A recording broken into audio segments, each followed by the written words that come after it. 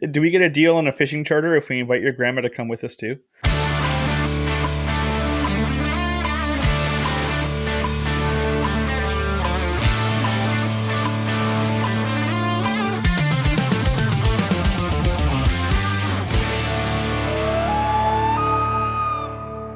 Welcome, everyone, to another amazing episode of the Average Ontario Anglers Fishing Podcast. Today we have, what do I say every episode, Andrew? A super cool episode.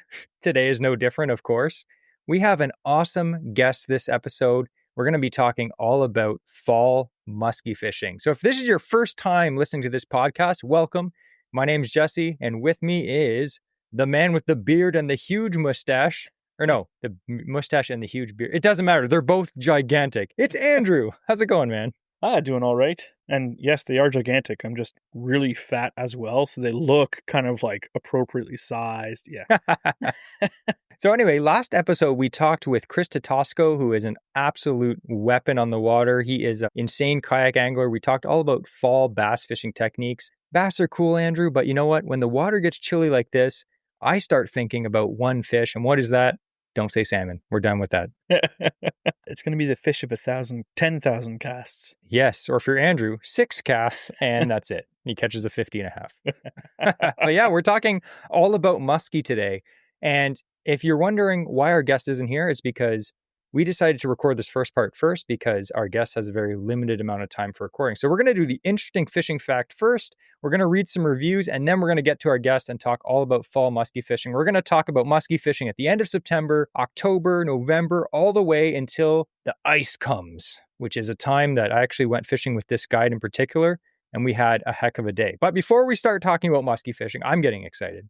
But we're going to have, as tradition states, our interesting fishing fact. And to handle that today, none other than the man with the new hat, we'll talk about that later, Andrew. So I have this one. We've been fishing for salmon, just finished kind of the big salmon run. And so it made me think of, all those cool episodes you see on National Geographic or BBC when it's all about things like the great salmon migration and, moving from salt water into the freshwater.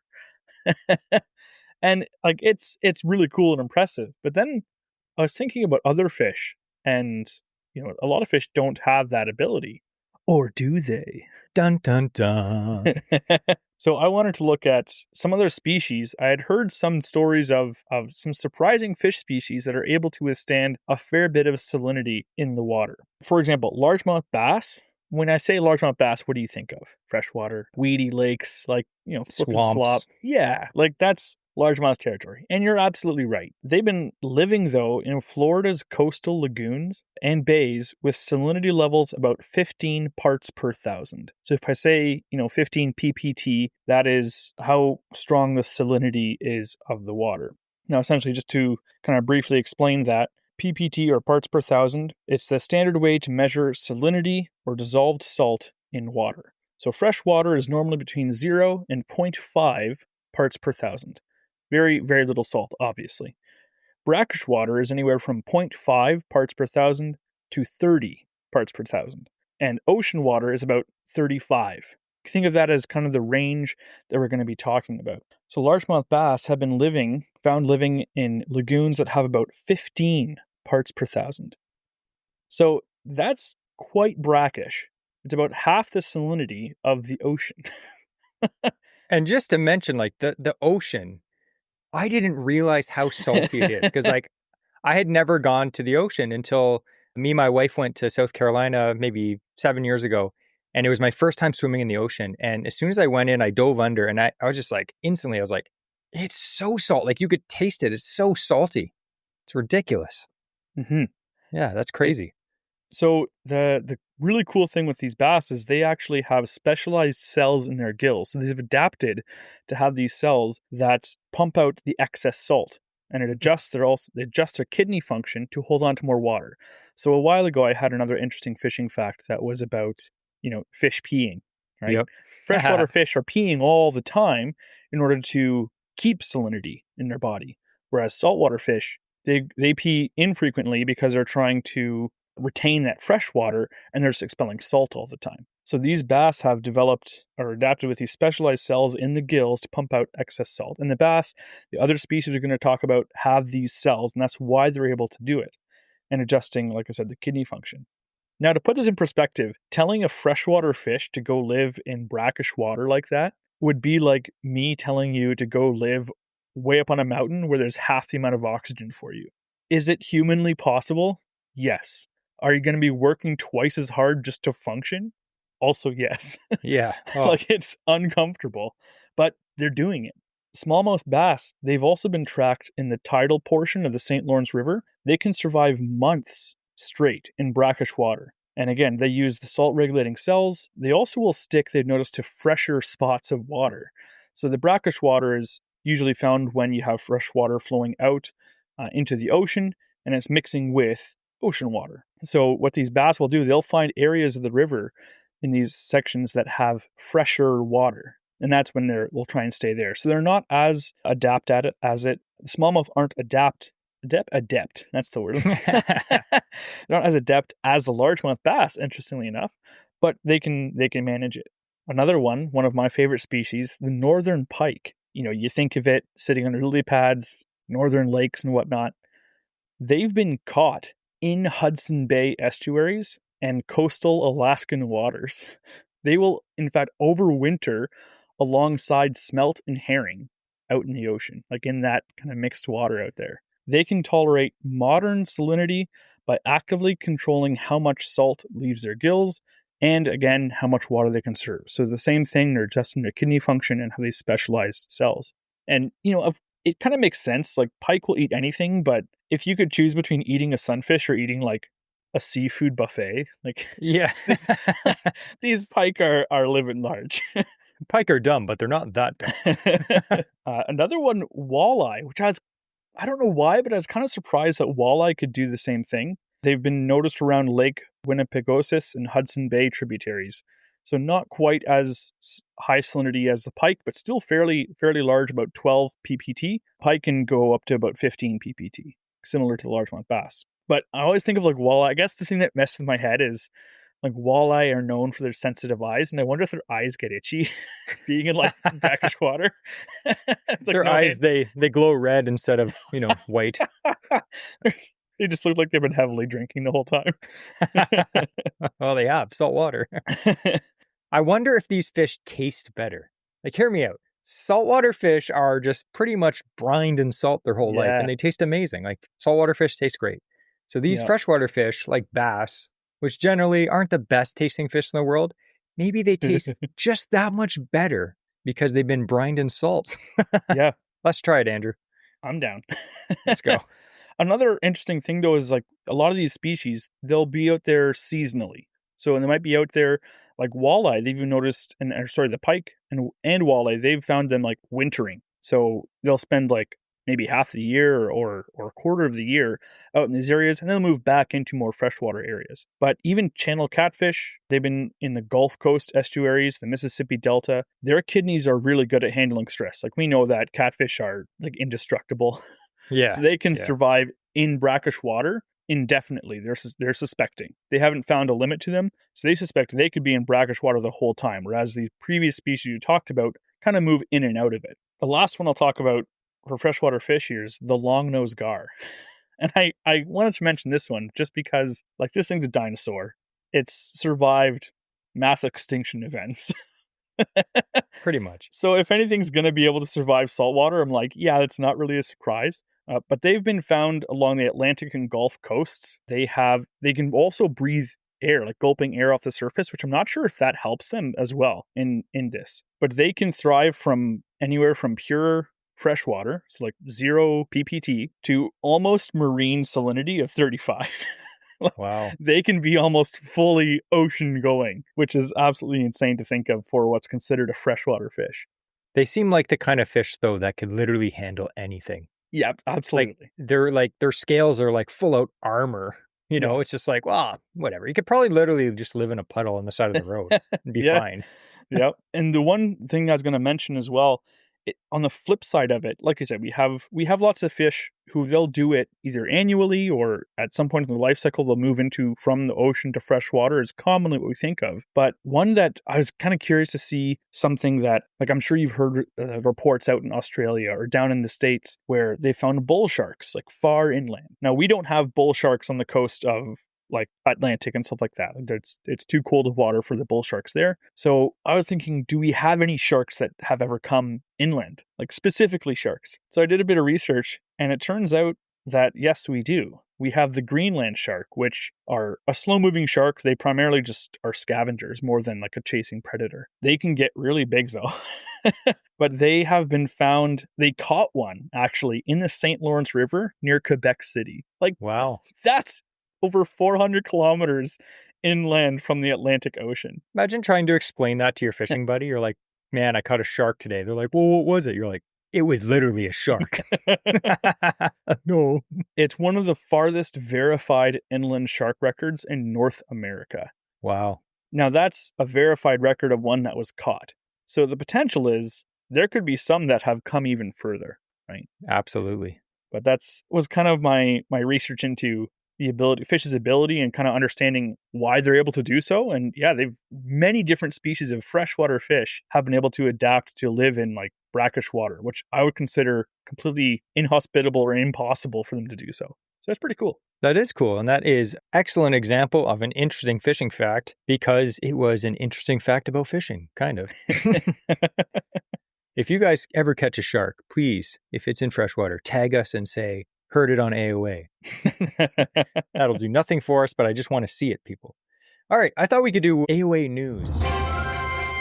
Just some news, stuff that's been going on the last few weeks, months. We haven't done an AOA news in like 5 months, so lots of stuff has happened. But, well, I thought we could read a few reviews first, because we really like when you guys give us reviews. Actually, we have almost 600 5-star reviews, which is absolutely insane. It actually blows my mind every time I look at it. You guys are awesome. I thought I'd read some of the latest ones that we got on Apple or Apple Podcasts, or whatever the heck you call it. This one's actually pretty nice. 5 stars. The guy's name is... I'm not even going to pronounce it. Sorry, guy. I'm just going to call him Guy. So he says, 5 stars, $1 gazillion. Amazing and informative podcast that teaches new techniques. However, every sponsor and guide they bring on, I find myself later that week spending all my money on it. Boo-hoo. Beneficial for my fishing, but not my wallet. I'm sorry. Again, we apologize. We know that you guys and girls spend too much money, but hey, if we have to suffer, you do too. Here's another one from, again, all these names are whacked, but this guy, 5 stars, from Wobbly Pops. That's right. Avatar Anglers, the only podcast where we insult our fans. Yeah, that's right, Wobbly Pops. You're a weirdo. Just kidding. He's nice. He gave us 5 stars. Love this guy. Or definitely certified weirdo. Okay. Yeah. He gave us 5 stars. Anyway, he says, Andrew and Jesse bring exactly what you're looking for to the table. From their top tier guests to their almost better than average fishing tips, it's the only fishing pod we listen to. Keep up the good work, fellas. Quote of the week, just listen to AOA. That's well written. I like that one. Yeah, I like that. And I'll read one more from another guy.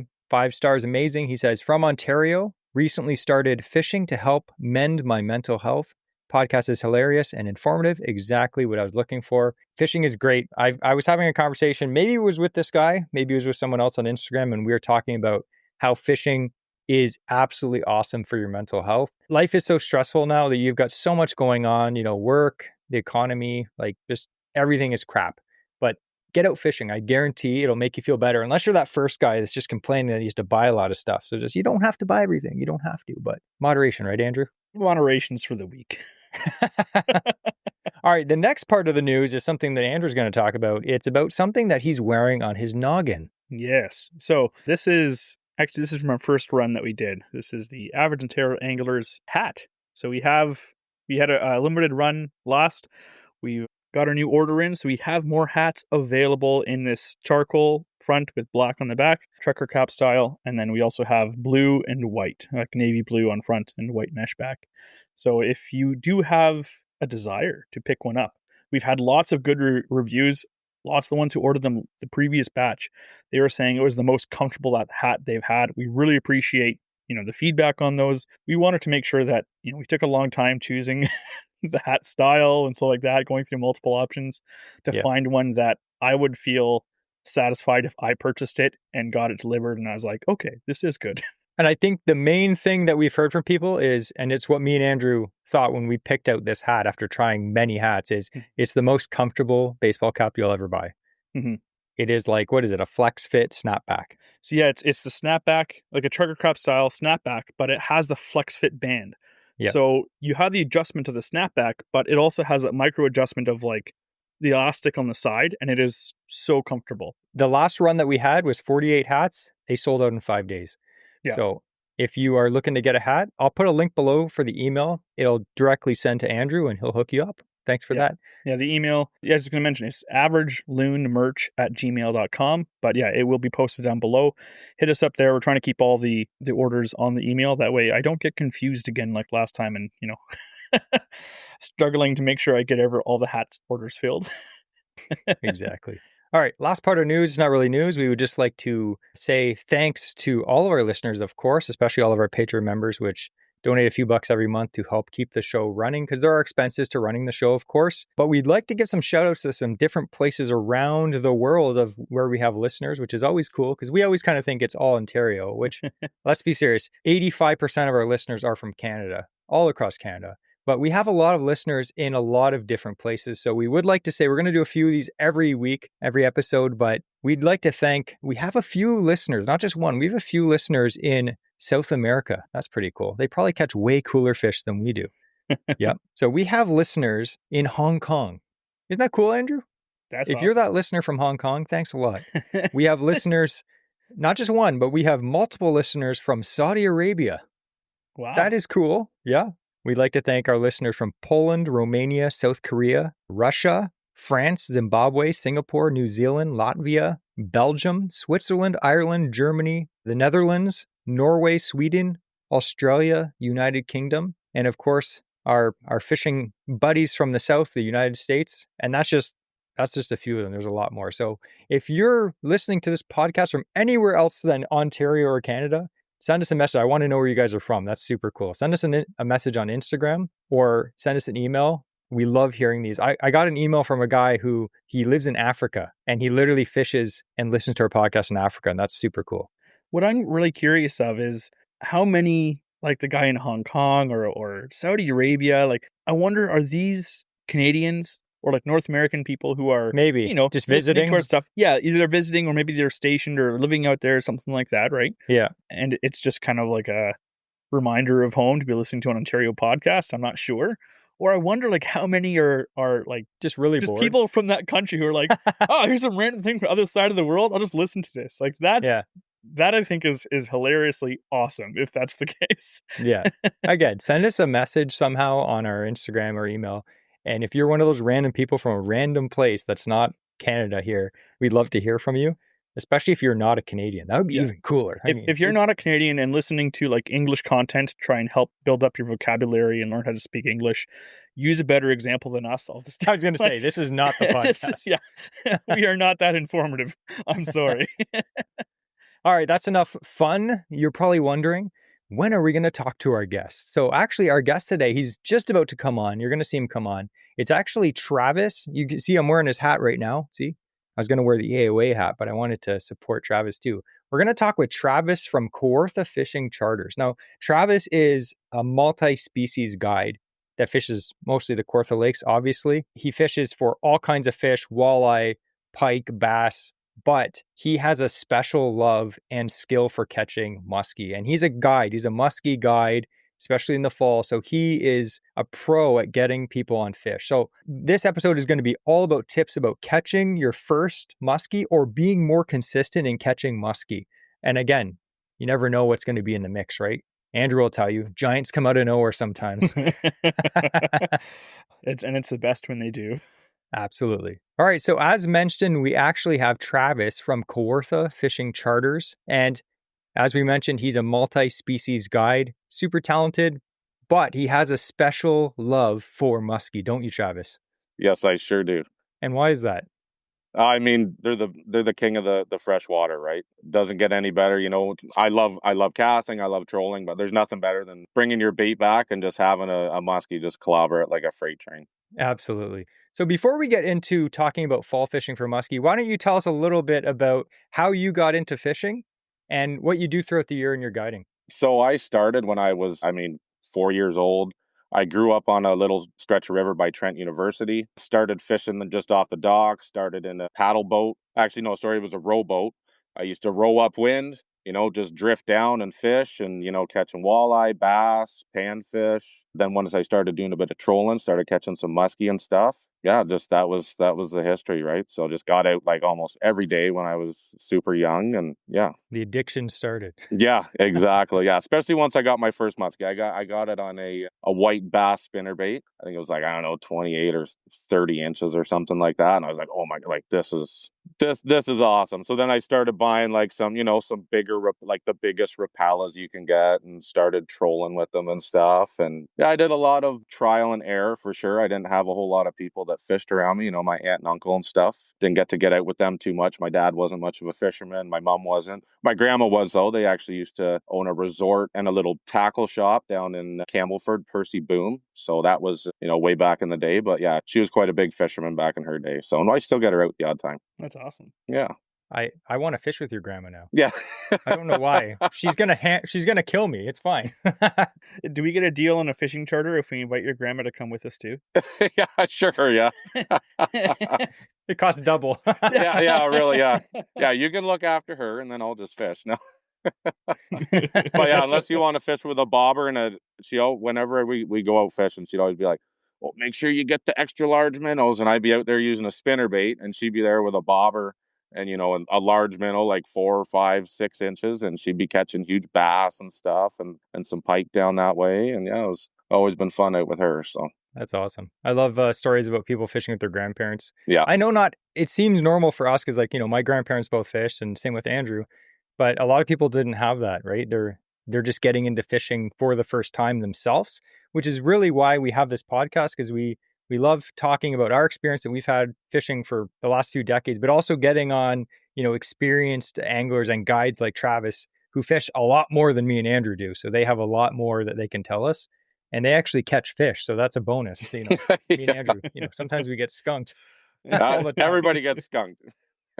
Yeah, especially musky anglers. If they tell you they always catch fish, they are lying. They are lying. Absolutely. I get skunked too. I've had days where you don't see anything. I've had days where you get 5-10 follow-ups and, they're all lazy and it's just not the day. They're just not interested. So absolutely. So this episode, we're actually talking, like I mentioned, about fall. This episode's coming out late September. And around this time of the year, you start to notice a few things. One, you have to wear a jacket in the morning. The leaves are starting to change colors and the water is getting a little bit chilly. Yeah. And for many people, that means musky fishing, right? A lot of species of fish, bass fishing. We just talked with Krista Tosco last episode, and he was just saying like he can't wait for the water to get chilly because that's when the big smallmouth start to get fat and grouped up. He was excited about that, and he wasn't really overly excited about the musky part of it, but that's why we have Travis on this week. Yeah. Not everyone can be a winner, so. Yeah, I know. Not everyone's good. Yeah, that's when I usually shut the bass fishing down, and then I'm just straight musky from there on out. So usually the end of September, and then that's it for me, and then just straight musky. So that's why I like Travis, because he's just like straight musky. Yeah. Right till December 15th. What date were we out last time? December. I think it was 7th? December 3rd or 5th. 5th, right? Yeah. It was first week of December. Yeah. So that's a little bit of a backstory. Yeah, we were out. Travis invited me out for the day, and it was the first week of December, and I had never even thought about musky fishing that late in the year. And we went out there, and there was ice at the boat launch. It was snowing. He was brushing his boat out because there was snow everywhere. And I was like, what have I got myself into? We were wearing full like winter bibs. We go out there, it's snowing. Our rods are freezing up. We're chipping the ice out of the guides. He's spraying WD-40 on the reel so it wouldn't freeze up. I was like, this is crazy. We caught 4 fish that day and we lost 3 others. It was insane. And some of the fish were well over 40 inches. So yeah, I'm excited to hear what he has to say, because I was watching him when we were fishing just to see what he was doing. But now he's going to tell us, so you don't have to be there. You don't have to be a creep like me just stalking him. Yeah, that was a really fun day out there. Oh, That was a great day, yeah. And the pictures they were great. It was just like snow falling. I was like, I'm hardcore. Yeah. Why don't we get this out of the way first? Why is musky fishing in the fall so different than musky fishing in the summer? Well, that's when the temperatures start to drop. They have their preferred temperature. Spring they spawn. Then as the heat kind of, it gets hotter into the summer. Like when bass opens, you're getting bit off in the pads and stuff, and then you'll see it just kind of progressively slow down with that. That's just because the fish are pushing out deeper. And then come fall time, their preferred temperature, it starts to drop again. They start to push in shallow. They're chasing bait fish and stuff. So I mean, there's always going to be fish in the shallower water. Like you'll get a lot of juvenile fish and stuff in the summer when it's hotter. But those bigger fish, they're out cruising out in the middle. Whether it's structure or just bait fish schools and stuff, just on flats. So it's that opportunity when fish that are spread out in the summer come shallow. Yeah, they just congregate in shallow. I mean, I'm fishing that, that maybe just outside of that 12-foot weed edge. So in the Kawartha, there's a lot of places and stuff. Typically with the light penetration and stuff, that's when the weeds start growing at about 13 feet. That's where you'll just see a little bit. You get into the 12, 11, that's when you start seeing them come up, 5, 6 feet. And I'm usually fishing from 13 feet in and right up to docks and stuff. Yeah, they're just chasing bait and they're just putting the feed bag on, and they know, like, you get the cold snap in August, like we got that a few weeks back. As soon as you get those cooler nights and stuff, they start pushing in there, and that's when it's time, right? So gets me all excited for this time of year. Guys are like, oh, steelhead are coming. I'm like, that's cute. Anyway. Yeah, you've done enough of that, eh? You talk to boaters who are like, oh, I gotta get my boat in for storage. It's like, we're taking mine out. Yeah. I talked to a few of my buddies that have boats, and I'm like, so you want to do some like late fall musky fishing? They're like, well, I have to wrap my boat up at the end of October. I'm like, why? I'm just pulling a tantrum because I don't own a boat. That's the best time.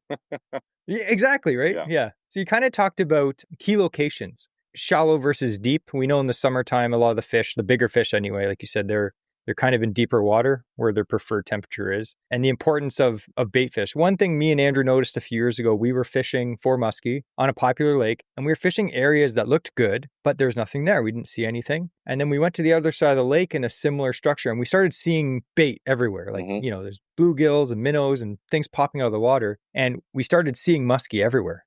Like we were spooking them. We had one follow lure, and then Andrew caught one. So what would you say is the importance of, like, say you're trying to find a location for muskie? Like, what are you looking for other than maybe bait fish? I mean, I'm looking for weeds. Like if we're talking September, there's still lots of weed growth and stuff. You're starting to see the weed lines. They are starting to retreat. You're getting all those surface weeds and stuff. But I fish a lot of weed flats and stuff like that, especially in September. Stuff where they're not like deeper break lines and stuff. Up against reeds and stuff like that, because I'm casting a lot of bucktails. You just so you can just run over top of those weeds, looking for green weeds. Definitely the bait fish, like you said, is very important. When I get to the boat launch, do you see minnows right up shallow? Do you not? If I see minnows up shallow, then I always say 80% of the fish are going to do the same type of thing, and then you've got that's not a scientific thing, but I say the majority of the fish are going to do the similar thing, right? If you see bait fish and little minnows and bluegills right when you're launching your boat, that probably means a lot of the bait fish are going to be hanging in shallow. So that's kind of where I'll start. I also go off, where was I the last trip with, like a follow-up or something. I'm going to go there first.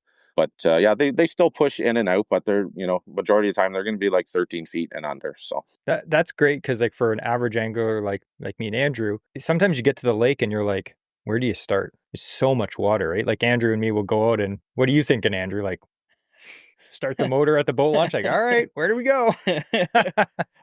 We'll be driving along, like, point at something you want me to stop at, because I'm just going to go. Like, go there.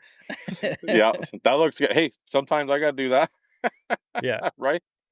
I'll tell you though, that thing you told me about the bait fish that you just talked about, like, do you see them shallow when you're at the boat launch?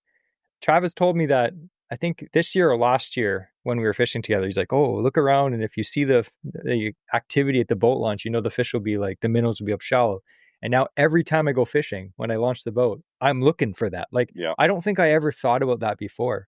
But it's such a true thing. Like even the simplest things like, hey, like be observant when you're fishing. Like not just when you're fishing, but when you're getting ready to go fishing, look around and see what's going on. Because sometimes it's true. Like I'll launch the boat and there's nothing. You don't see anything. Yeah. And other times you look and there's like rock bass and little smallmouth and sunfish everywhere. And you're like, okay, something's different today, you know? Yeah, and that's a great thing to start off. If you're not out all the time like I am, right? So, and then another thing, like I think we did it last year. Another really good way to do that is you go to a spot where you've caught muskie before. Say you're fishing some reeds or something, or near a weed flat or something like that. Do a shallow pass. Run a bucktail or maybe a shallow jerk bait or something like that. If you don't get nothing or see nothing, move out. And then you're going to be casting where your boat was, right? Maybe with something a little bit deeper, maybe like a swim bait. You're gonna count it down 3 seconds and then just start retrieving it back. And because those fish, like if you've got a good spot where you've caught fish before, they're probably still going to be hanging around that area. It's just, do a shallow pass, do a deeper pass. And there's been many times where, I might even see the bait fish shallow and when at the launch, and then I go do a shallow pass, nothing. And then I come out on the deeper break line and you get a follow or you get a fish right away. Right. So that's another great way, because those fish that, they got their areas. If there's bait fish there, they're not moving around a whole lot. They don't have to. Yeah. Especially I think like muskie, they're the biggest fish in the lake. So like if it's prime structure or location, they're going to take that. They're not going to let like a bunch of little perch or something or a bass take that's their spot. They're just going to chill there. And, if there's bait fish there, they're going to take it. Yeah. Yeah. And you will get multiple fish on there too, like multiple muskie, of the same, you might not see like a 25-incher hanging around with a 45 or something like that. But yeah, they definitely congregate together, and yeah, they're the king of the water, right? So they're not worried about nothing once they get to a certain size. Yeah. Except for Travis, Kawartha Fishing Charters muskie guy. You call him king of the water. All I can picture is a muskie on the bow of a boat, like, I'm the king of the water. Doing the Titanic. Yeah. There's Travis holding a muskie just like upright at the bow of the boat. Wearing a snowsuit. Yeah. A lot of people that we talk to about fall muskie, I think one of the main things that they always kind of bring up is water temperature, right? Not just for muskie fishing, but for a lot of species, right? There's oftentimes like certain temperatures. People are like, oh, when the water hits this, you got to do this.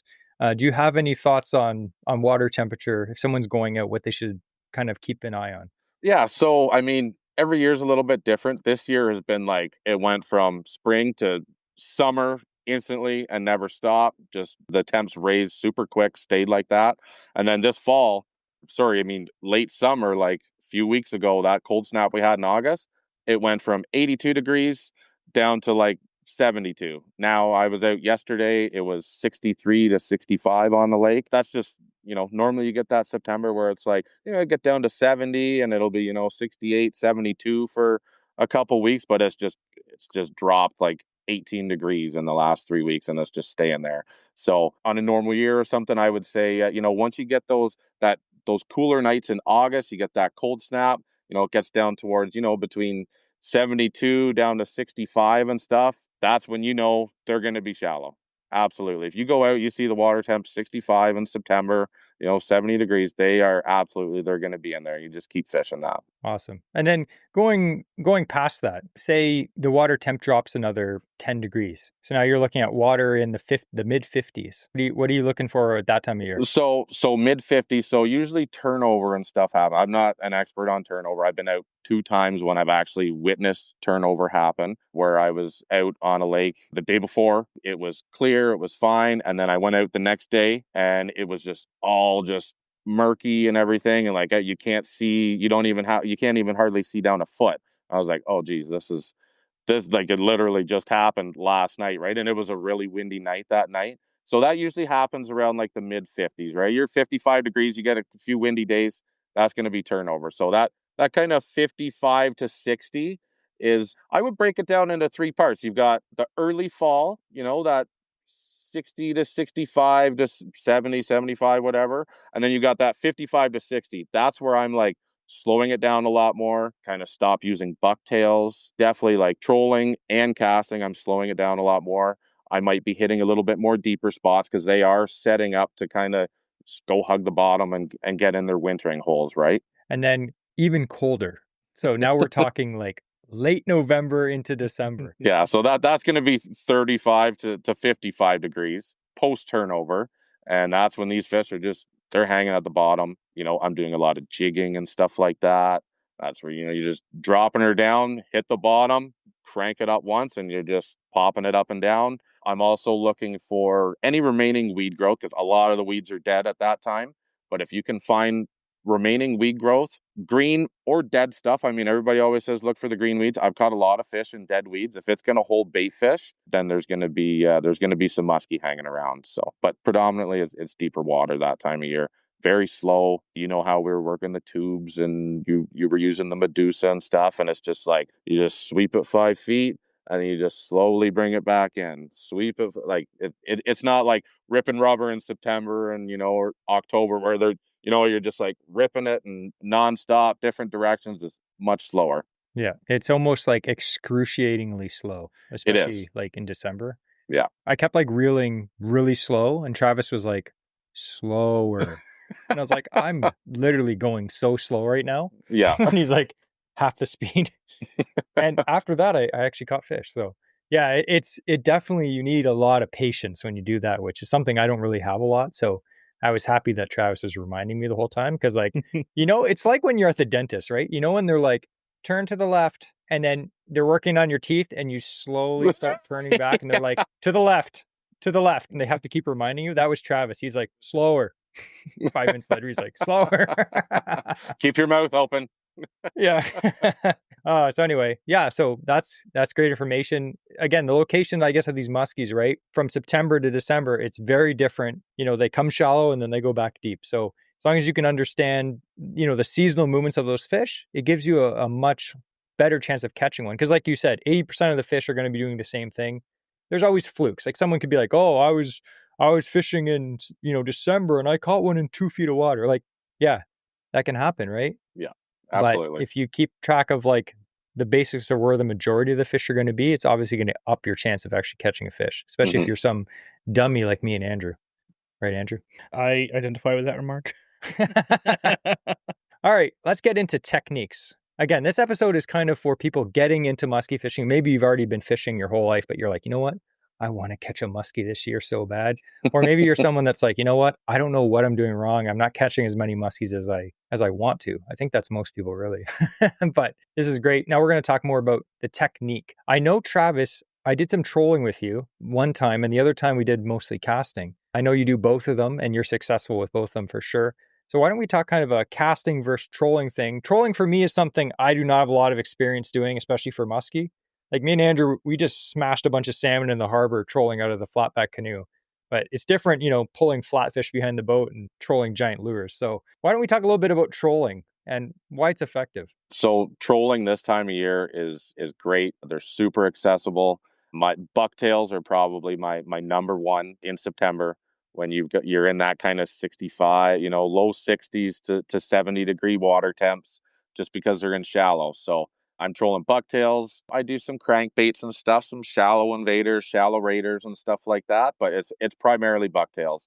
And you can hold them if you're trolling super shallow. If not, you need a rod holder and you need to stick that tip down in the water because bucktails have resistance and they don't really sink, right? They kind of float up when you have those blades on. So that's how you get your depth when you're trolling. So say I'm on the 12-foot weed edge, you've got about a 4 or 5 foot water column. The weeds are down at 6 or 7 feet, and you've got like a 5-foot water column. So you just stick that tip down in.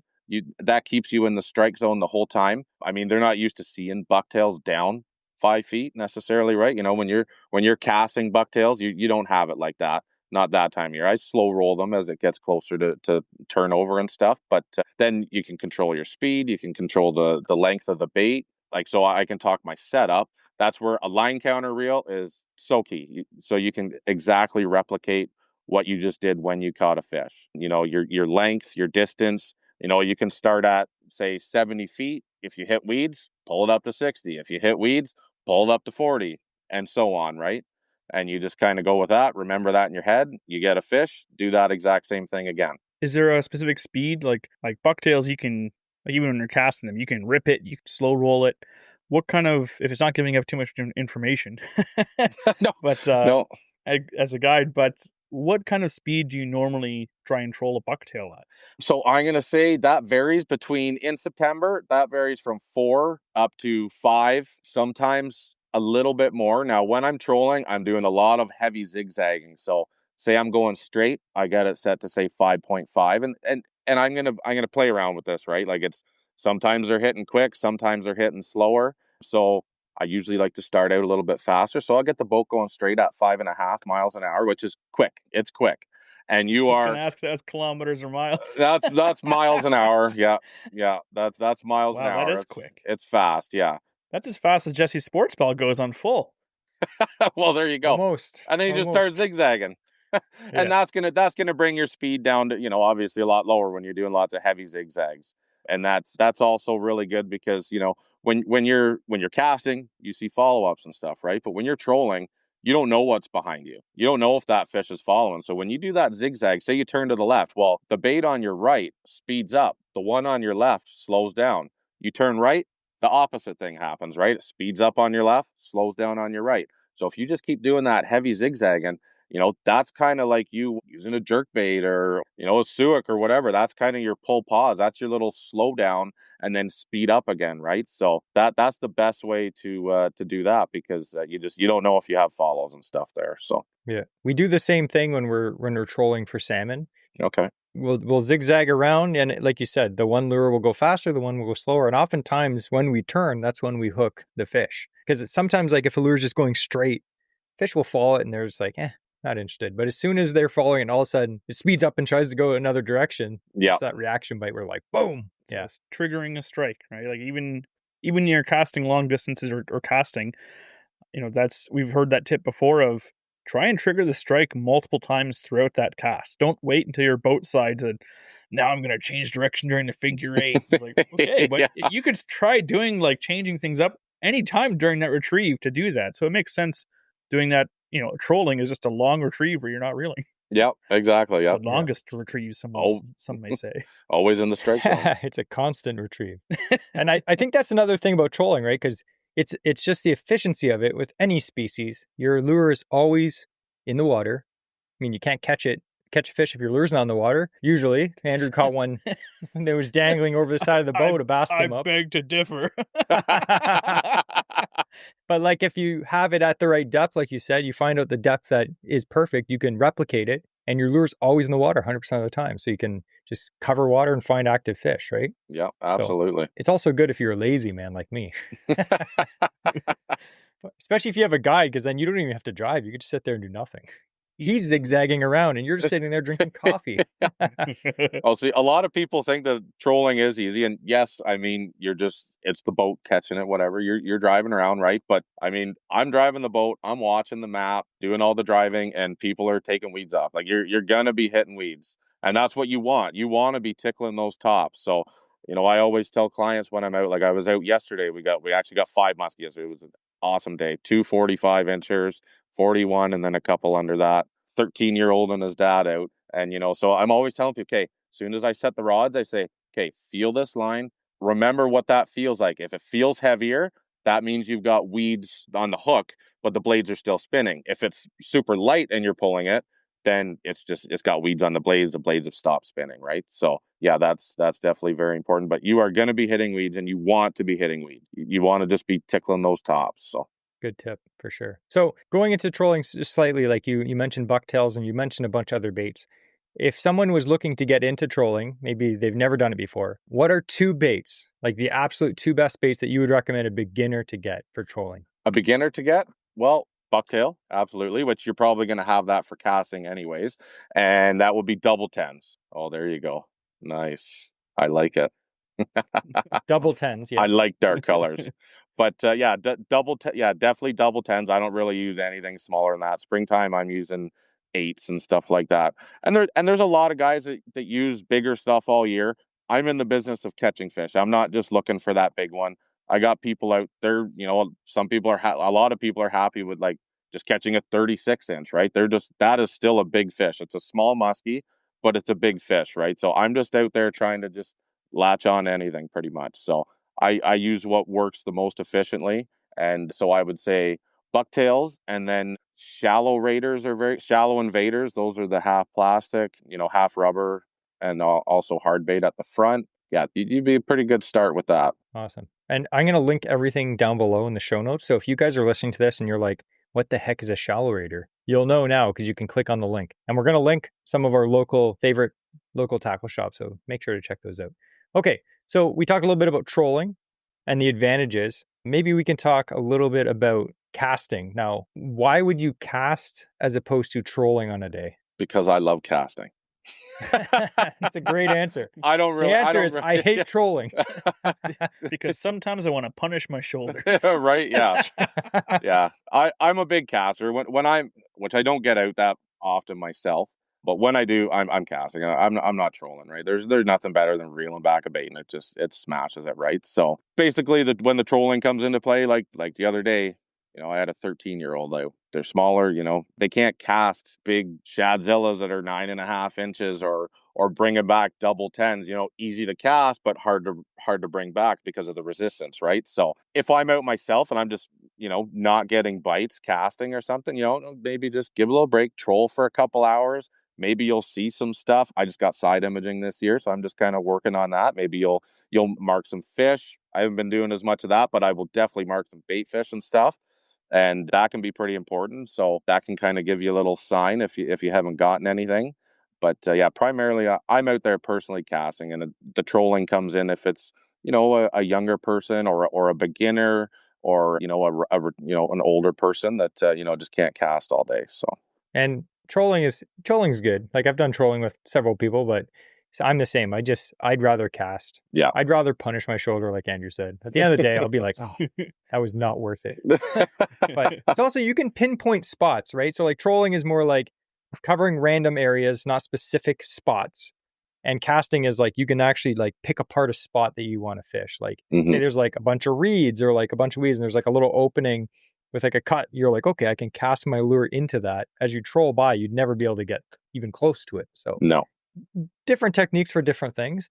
And some people might just enjoy trolling. Like if I took my wife fishing, she'd probably just like trolling. She'd probably read a book. I'd have both rods out. Like, yeah. Hey, can I reel in your fish? Yeah. Anyway, so talking about lures for casting, it might be similar, but if you were just to recommend maybe like 3 baits for casting going from, October-ish to November-ish, what baits would you recommend for casting? Well, bucktails, definitely. You're burning them back pretty good at the start of fall. And then right up there, like my 2 number 1 baits is shadzillas and bucktails. Oh, there's one. Oh, like waiting for that you is a nice one. I don't have one of those yet. Those color. You have one of these. I got that, yes. And I've got a few follows and I got a hit on it. Haven't landed one yet. But it's nice. It's a good bait. It works for sure. And we're talking about the Waterwolf Lures Shadzilla. This is the regular size one, which is 9.5 inches. Not a huge bait. Like I remember I was saying this to Andrew the other day, like when I got into musky fishing a little bit, I remember buying like a regular Medusa and being like, this is the biggest bait. Like it's so big. And now I'm just like, it's a medium size. Yeah. It's a smaller one, So a bait like this, it's 9.5 inches long. It's like 6 ounces, something like that. It's not giant, but it's big enough that you're going to get some attention, right? Oh, yeah. Plus, they're made right here in Ontario by our friend Mike and Mary, who make these awesome baits. They make tubes. They make swim baits. They also have the smaller one, too. I thought we'd just give a little shout out to Mike because one of the most popular baits that we talked about on this podcast is the Shadzilla Junior. But coming next year, you're going to actually be able to get the solid body version, which we've been testing. He has a bunch of them in the water with a bunch of the guides. And me and Andrew for some reason, but we've actually caught some fish on them. Mostly pike for me. I had a musky swipe at one, but they're really cool. They have a really cool action. A little bit different than the original hollow body ones. He's got some awesome baits coming next year, so make sure you stay tuned for that. And maybe we'll do a giveaway next year and give away a bunch of them. Mike doesn't know this yet, but he's going to give away a bunch. I'm just kidding. But he's a nice guy. A lot of the guys that we know and we've talked to and had on the podcast that fish for musky here in Ontario, they are all massive fans of Waterwolf lures. They just flat out catch fish. So, I loved helping at Musky Odyssey last year and just like talking up the new solid body Shadzillas and just the amount of people just buying like bags full of them. Yeah. Fantastic. Like guides are going like I have all the soft body or hollow body ones. I'm like, did you see the new solid body ones? They're like, oh, and they just buy like a whole new supply of them. Yeah. Andrew was the guy at the front. I was the guy stocking the shelf. So guys would come up and be like, up. oh, I want the black perch. Like, how many? The whole rack. You just slide them all into a bag, and then Andrew would be like, Jesse, I need 10 more. And I'd be in the back trying to find them, putting them back up. Next thing I look around, they're gone again. It's like, oh, man. Yeah, guys love them, man. They're great baits. Anyway, we're talking too much. Mike's going to be all blushing right now as he's listening to this. I will just say that is all I use. That's the only paddle tail swim bait that I use. There's nothing better. I've been using it since I started musky fishing, and I mean, you look at my box; it's just a bunch of different colors. I got one of those, the tall plastic ones or whatever, not the Lakewoods, but I got 2.5 rows of just Shadzillas. Juniors, regulars, they're the best bait out there. I love them. They catch the most fish all year in my boat. Yeah, I was looking through your box. There's a lot in there. Yeah. A lot of them with big tooth marks in them too, which that's telling. Yeah. A lot of mine look pristine. And a few torch marks too. I'm really good at making them last. I got a torch out on the boat when it gets tore up. You just spread that thing open and just throw the torch in there till she's smoking and just hold it for, 10, 15 seconds and she's right back to good. When it comes to lures, like we all know, anglers in general for a lot of species, like they buy too many lures. Like we admit it, Andrew and me buy way too many lures. But keeping it simple, a lot of times we might buy multiple, like say like Shadzilla. We're like, we love Shadzillas. And then we end up buying a whole bunch of different colors of them and sizes and stuff. But when it comes to colors, how simple do you need to keep it for colors? If you're looking to fish like different conditions, like clear water, stained water, calm, sunny, what are your basics? If someone's looking just to buy a few different baits, color-wise, what should they be looking at? I use a lot of black, as you know, a lot of natural patterns, walleye, brown, something with a white belly. I'm not huge on the chartreuse. I do use some orange. Oh yeah. We're just like holding up random lures. I didn't bring my baits. I'm in my truck.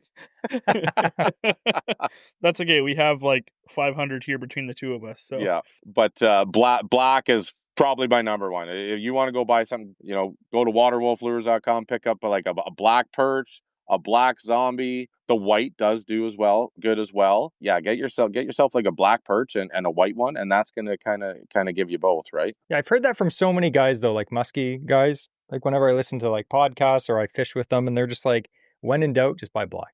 Yeah, absolutely. I throw black all the time. All the time. You know what they say? When you start musky fishing, you stay musky fishing. Okay. And I know a lot of people might be listening to this and they live in a different area. Like we're talking Kawarthas, obviously. Travis fishes the Kawarthas a lot. When we were fishing St. Clair last year on the Detroit River, the colors there were insane. It was like chartreuse and pink and like neon colors. And it's not like that here as much. I'm not saying you can't catch fish on those colors, but it's more natural in the Kawarthas. I bought this for St. Clair. Like it looks like a radioactive trout. Like yeah, it looks like a popsicle. Andrew might be licking that later. Who knows?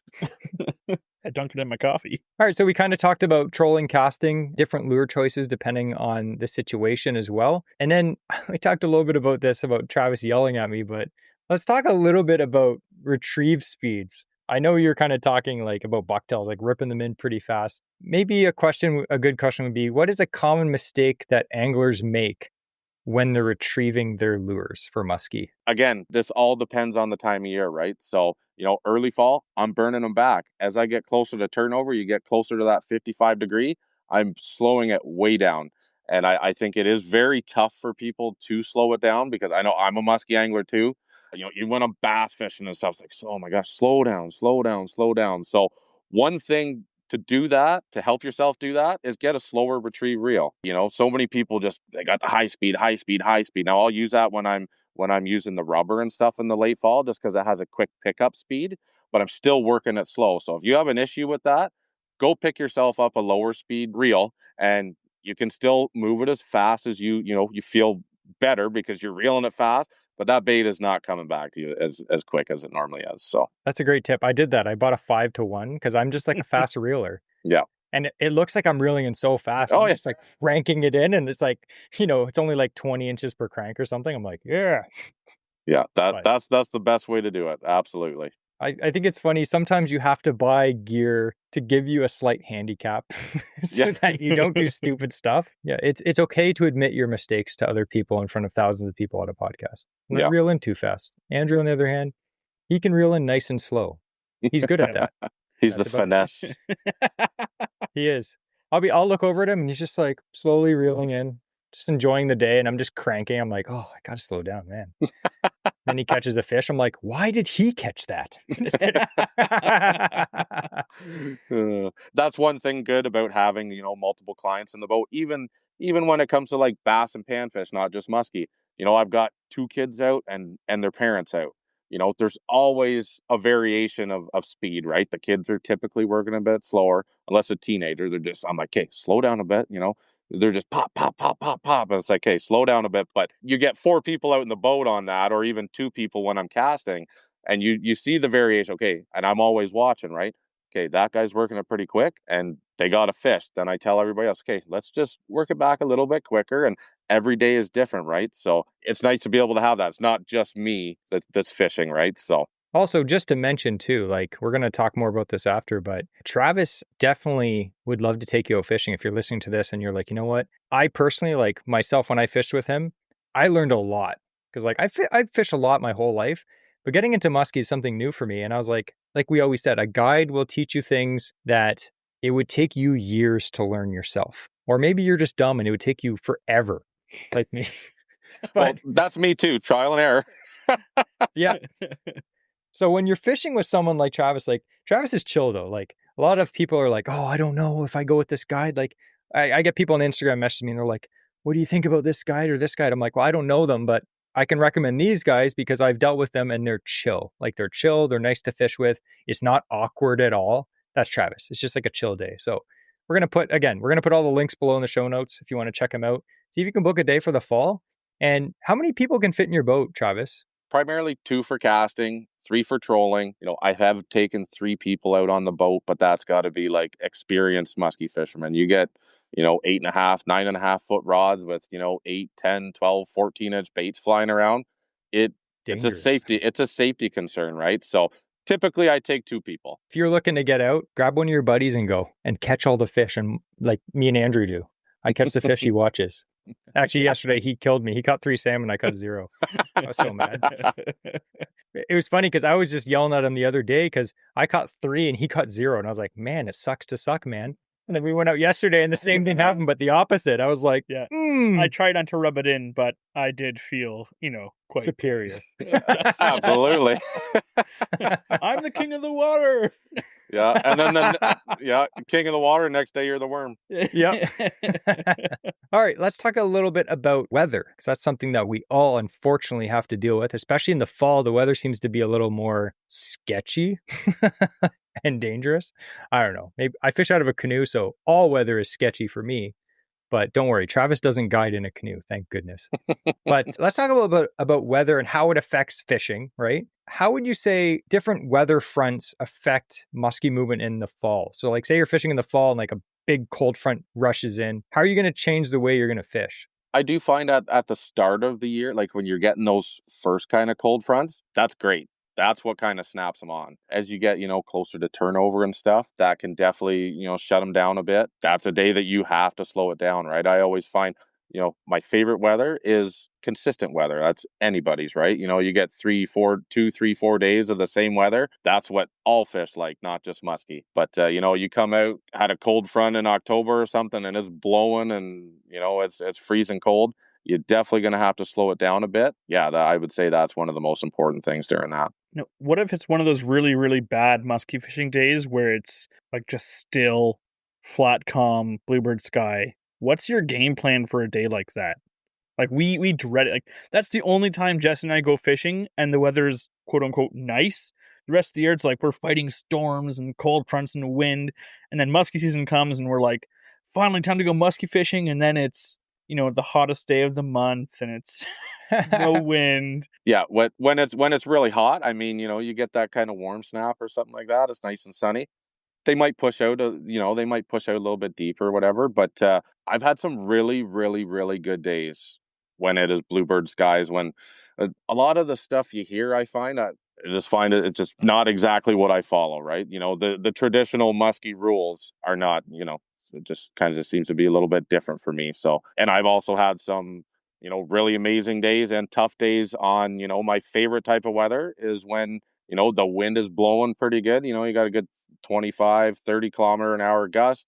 You got wind blowing. It's overcast. I love those days. Clients don't. It's not nice to be out there during that, but the fishing's probably going to be, it's going to be pretty good. But yeah, I actually, bluebird skies, flat calm. You can see follow-ups. Yeah, I don't mind that. Andrew, you just have to pay more attention when we're fishing on those bluebird days.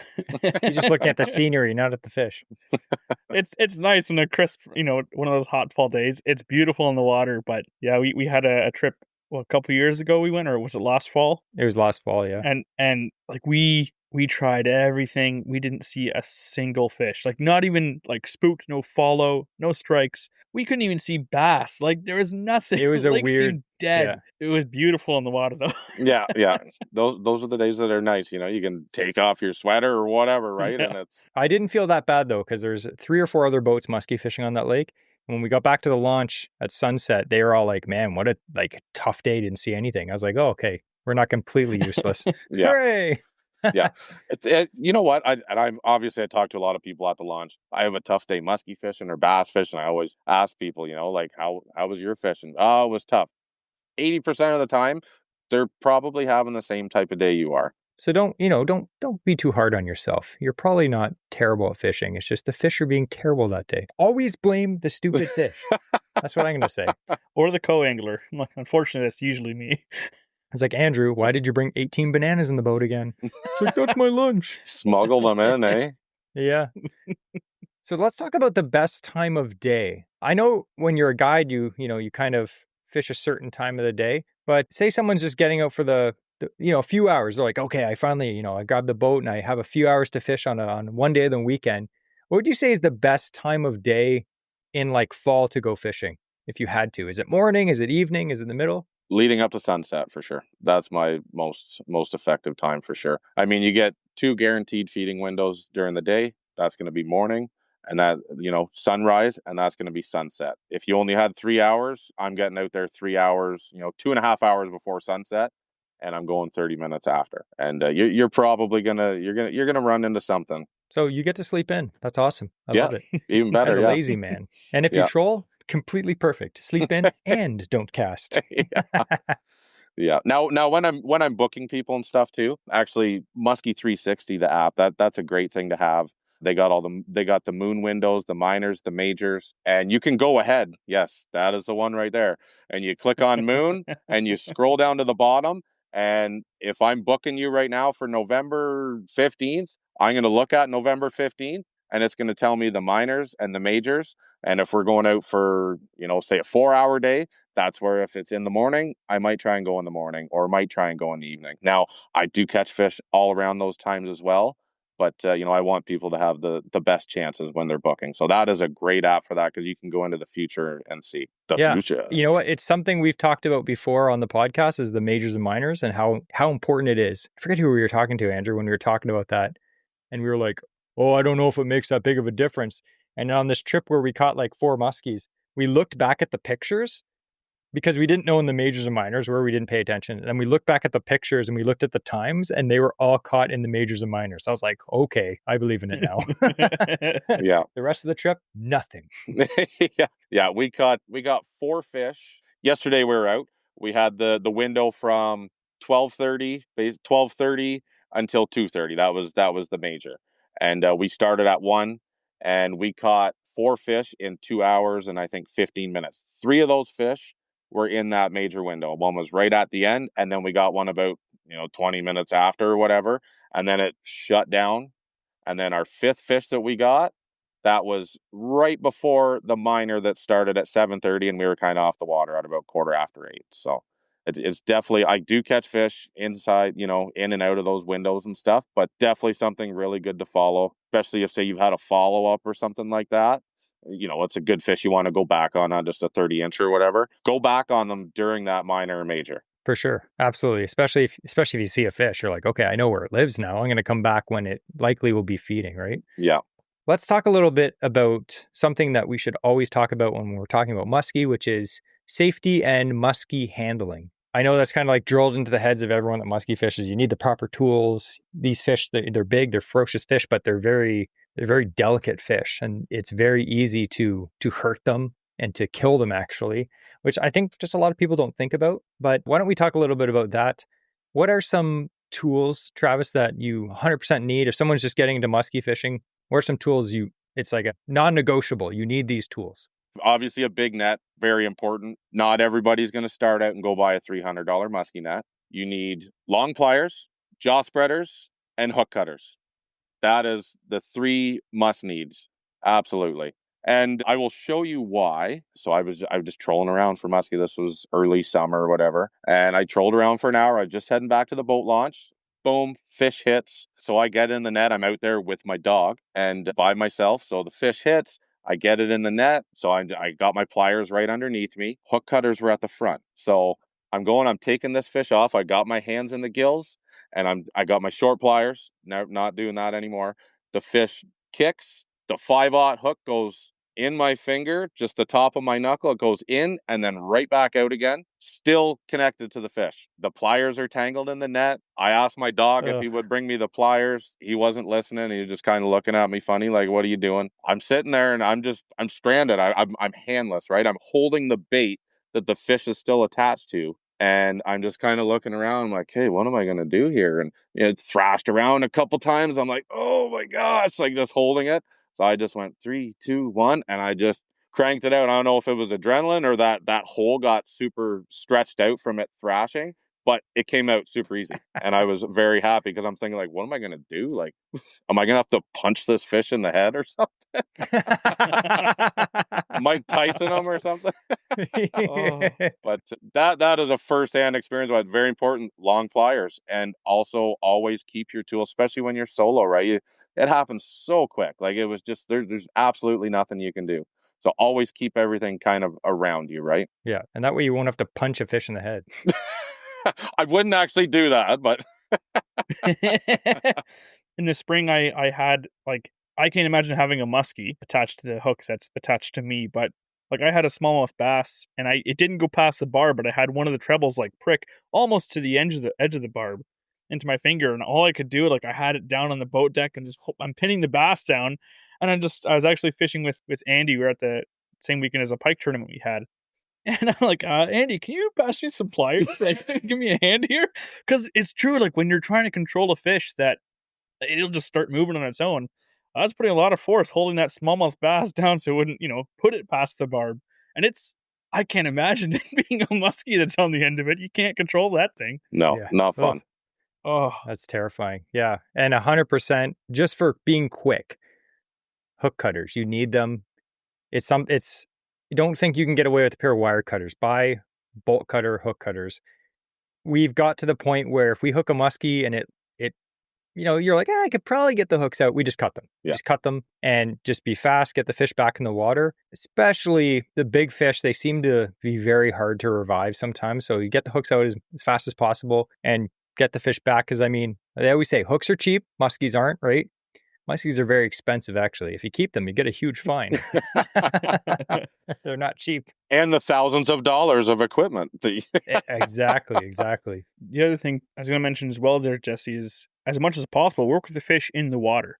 It's usually pretty like once you get in the net and it's kind of thrashed around, you have a little fight with it, they lose a lot of their energy pretty quickly. It's a big fish trying to move around a lot. So whatever you can do in the water, rather than, if you don't have a proper net or landing equipment, you'll probably end up having that fish on deck, fiddling with the hooks, trying to cut them. All that stuff is now completely exposed. But when you have a proper size net, and that's huge, that's the first thing Travis mentioned, you can just have that muskie sitting in there. You kind of lift its head up a bit with some, your mouth spreader in there, your pliers are there, you pop it out.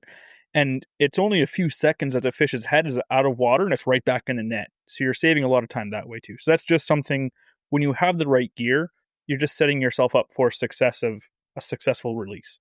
Yeah. And it's not a crazy amount of equipment you need, but it is some stuff that you absolutely should have. It's not just like, oh, I'm a bass guy, I'm going to go walleye fishing. I just can use the same gear.